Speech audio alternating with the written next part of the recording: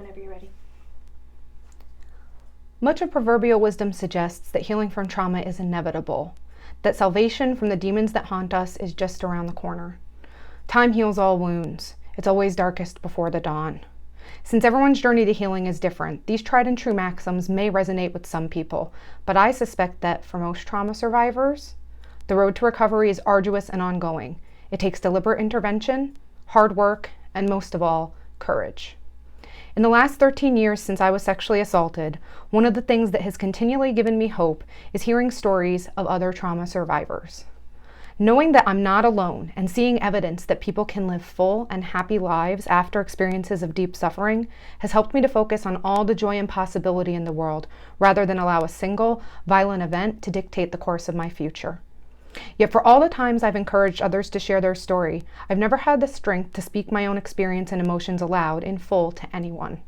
Today, by sharing my story with all of you, I hope my words will bring comfort to other survivors, as well as better help supporters understand the challenges victims face, both in the immediate aftermath of their trauma and for years to come. It was 2006, the night before Thanksgiving. At 23 years old, I was still finishing my undergraduate degree, as well as working full-time to pay my bills and my tuition. I had just transferred jobs 2 months earlier, and one of my new colleagues invited me to a party at her house. Since I already had a core group of longtime, very close friends, I always declined invitations like these. Even before the assault, I struggled with social anxiety and was nervous about making new friends. But my colleague assured me that the party would be fairly small, and I convinced myself that breaking outside of my comfort zone would be a good thing. Plus, since I was single and looking at the time, I figured it could be a good opportunity to meet some new dating prospects. So, I put on my sexiest outfit and headed to the party with a decided sense of optimism. When I arrived, I entered into your typical house party situation, people listening to music, eating food, talking, and of course, drinking. Of all the new people I met, one person in particular caught my eye for a couple of reasons. First, he was the only person at the party not drinking alcohol, which struck me as odd, but I assumed maybe he was a designated driver, and that made me think maybe he was a responsible and a kind person. Second, he had a large scar going down the side of his face and neck, which instantly made me feel compassion for him. After the assault, I often irrationally imagined that this individual's physical scar was a symbolic manifestation of the scars of all his sexual assault victims, of which I later learned I was unfortunately only one. Due to a combination of the alcohol in my system and the date rape drug my assaulter gave me, the details of my assault are spotty, something I've sometimes considered a blessing, sometimes a curse. I remember being in a dark basement. I remember him placing me on top of him. I remember saying, "No, please, I'm a good girl. I don't want to do this." I remember trying to move my body, but I couldn't. I couldn't move. I couldn't control anything. The next thing I remember after that is waking up to bright lights and blood all over the white sheets of a bed that hours earlier my colleagues and I had been sitting on, talking, laughing, drinking. I was disoriented and lightheaded, and I felt a lot of pain in my vaginal area. The assaulter was still there, and he was trying to push me into a shower, saying that I needed to get clean. I resisted, and I fell back onto the bed. I blacked out, and when I came to, he was thankfully gone. It was about 7 a.m. the following morning. I grabbed my clothing, pulled it on as quickly as I could, and ran out of the house. I honestly didn't feel safe to drive home, but somehow I made it. At the time, I rented a room in a house with several of my guy friends from high school. One of these roommates was awake when I got home. I told him what happened. I was sobbing. I was shaking. He told me we should go to the hospital so I could get a rape kit done, but I was too scared. The thought of having anyone touch me or put anything in my body caused feelings of intense panic and disgust. Since I worked in the hotel industry, I did not have the next day off for Thanksgiving. When I got to work, I tried to tell my coworker, the one who had hosted the party, what had happened. She didn't believe me. She told me that maybe I regretted what I did, but that didn't make it rape. She said to please not tell anyone, since she didn't want her mom to get in trouble for letting her have the party, probably because some of the people there were underage. I quit that job the next day, but for a short time I didn't say anything to anyone else about what had happened. After I quit my job, I became completely isolated. I rarely left the house except to go to class. I drank alone in my room most of the time. I cried almost all the time. I barely ate. And most detrimental, I internalized what my former colleague had said, and therefore grappled with deep shame and guilt. It was my fault because I went to the party in the first place. It was my fault because I was drinking. It was my fault because I had purposely dressed to attract people, so I guess I was asking for it, really. It was my fault because I'd spent so much time with this particular person at the party, and my instincts should have been better. I hated myself, and I didn't want to live anymore. I fantasized about suicide, and even wrote several notes and poems that I intended as my final message to my loved ones, to the world, like this one called One Final Note.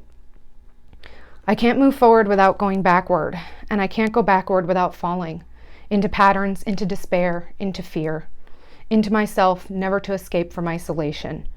I see a glass door that shows the way to bright futures and a happy end, but the door is barred or else shows what is not to be mine, and shatters into pieces, leaving a reality of stone.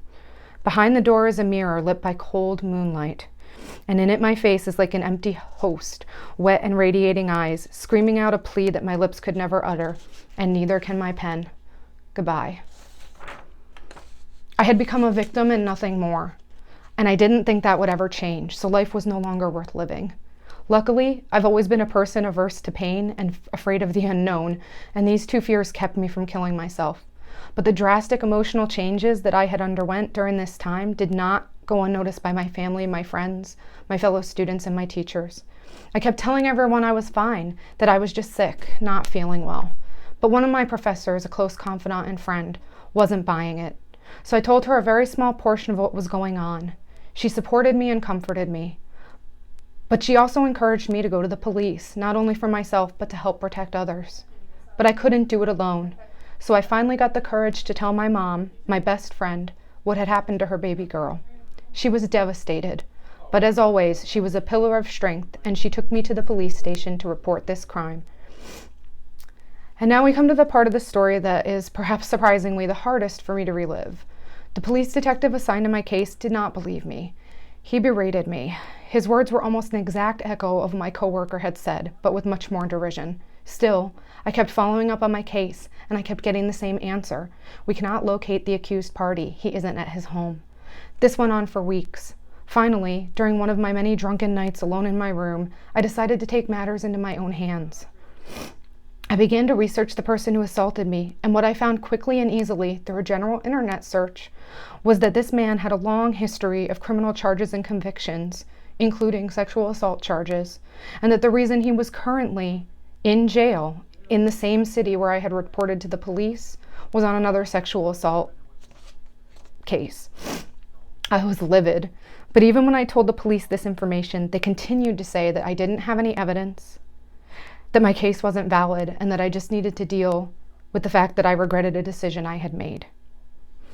At this point, I was so demoralized that I dropped my case, and that's a decision that will haunt me forever, because I know that by dropping the case, I probably made it less likely that the other people who were assaulted by this person would see justice, and more likely that this man would walk free and assault more people. But I just didn't have the strength to continually have my feelings of shame reinforced by the police. Somewhat counterintuitively, the police's recommendations were a part of what pushed me to embark on my journey toward healing, toward realizing the incident was not my fault, toward letting go of the hate and thoughts of violence I had toward my attacker, and toward regaining some semblance of the self I was before the assault.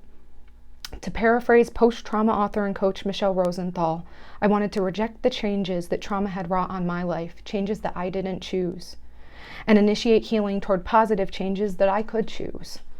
I wanted to get back power and control over my own life. I wanted to go from victim to survivor, or, in the words of F2F's founder Rosemary Tribble, from fear to freedom. Over the next many years, a combination of resources and techniques helped me grapple with my experience. Therapy was central to my recovery, but in some ways, confiding in some of my family members and a few close friends is what helped me most. Their repeated reassurances that I'm a good person, that I didn't deserve what happened, and that it wasn't my fault helped me to stop blaming myself. While I'd like to tell you that I'm completely recovered from this experience, I'm unsure that will ever be the case. I still feel a slight sense of dread whenever I attend a social function with people I don't know, and I almost never drink alcohol at these functions, even if I'm with someone that I trust. But in general, I now live a very happy life. I've regained a part of the person that I was. I have a wonderful husband who supports me in everything I do, and I have a son who brings me so much joy and, admittedly, a lot of tiredness every day. I have so many family members and friends who love me and are always there for me. And I have the privilege of working for Fear to Freedom and making a difference in the lives of other survivors. The kits you make today during your Hour to Empower service learning event will help each person who receives a kit transition from a victim to a survivor.